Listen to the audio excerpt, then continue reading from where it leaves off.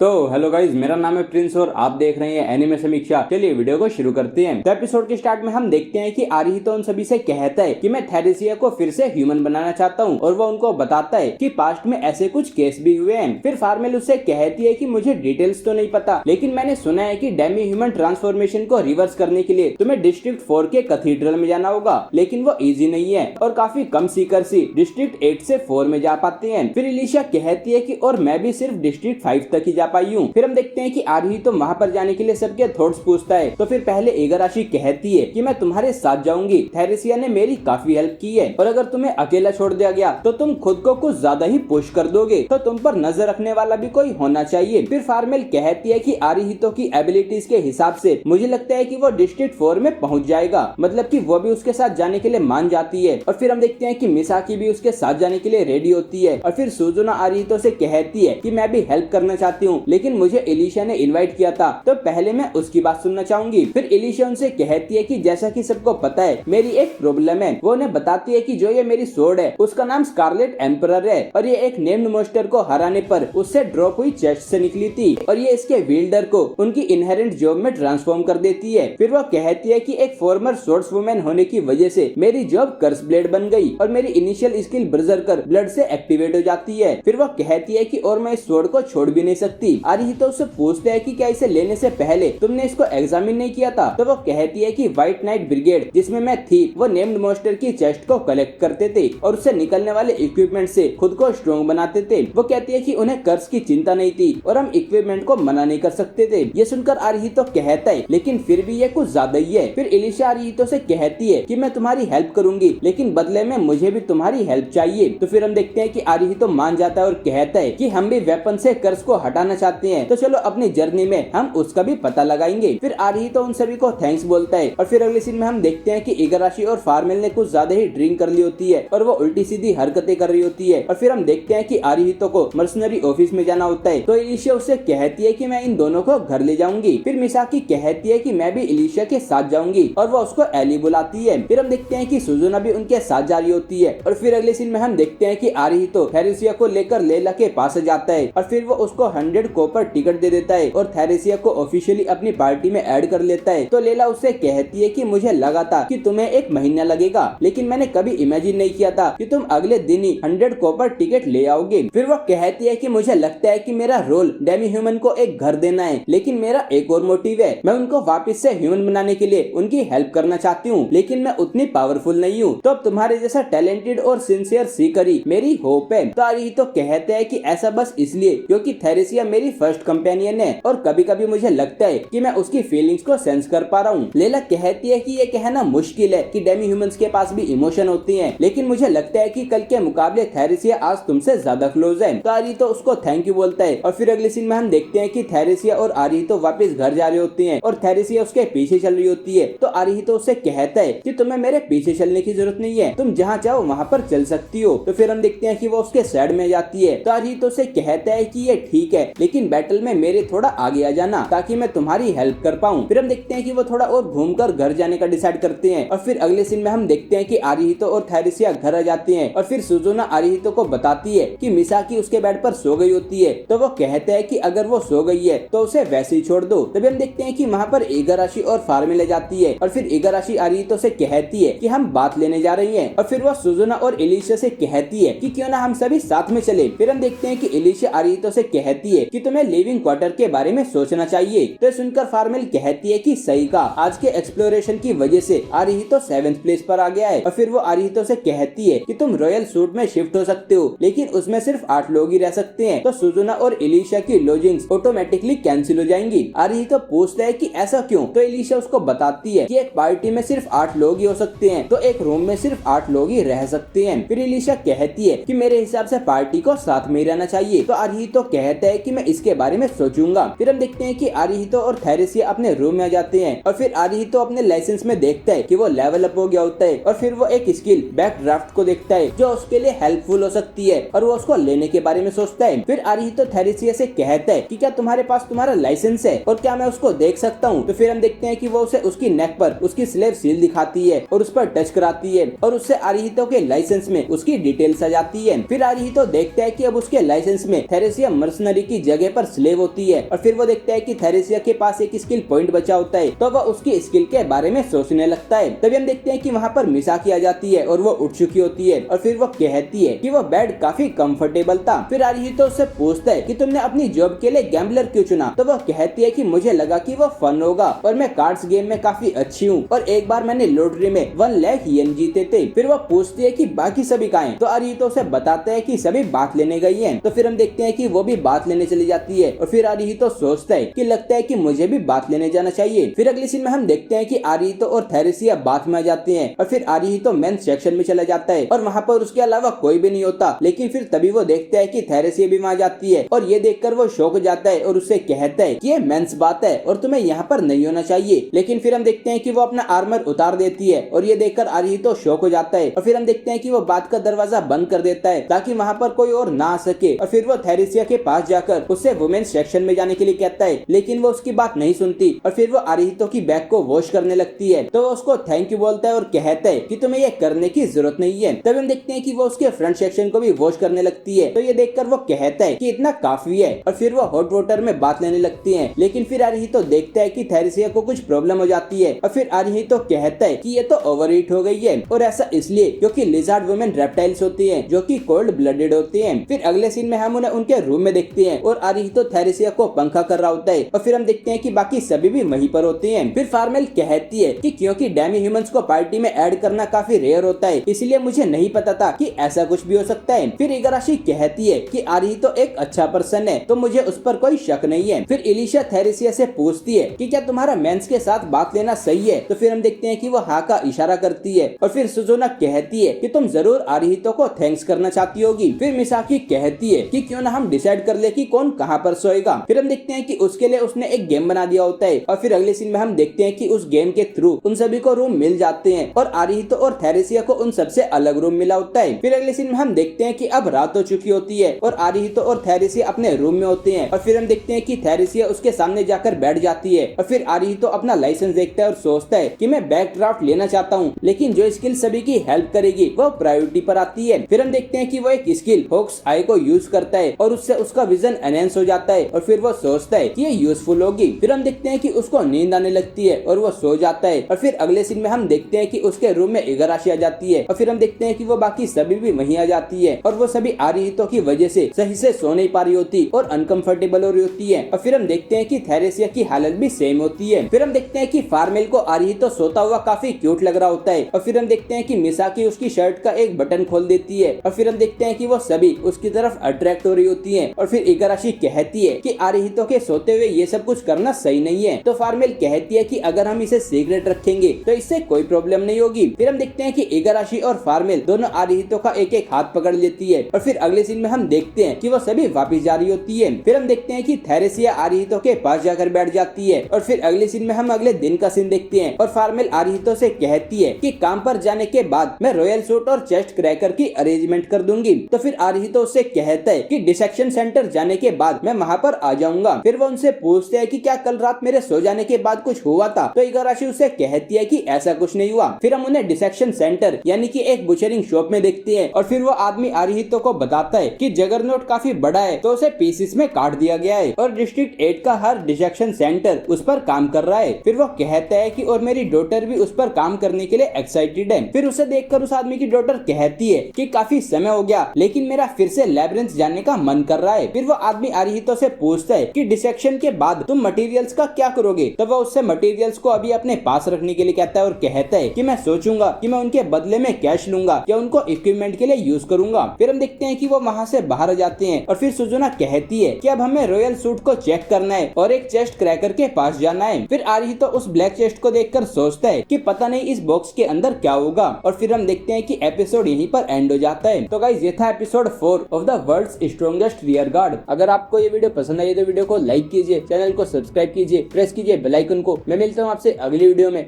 Thank you.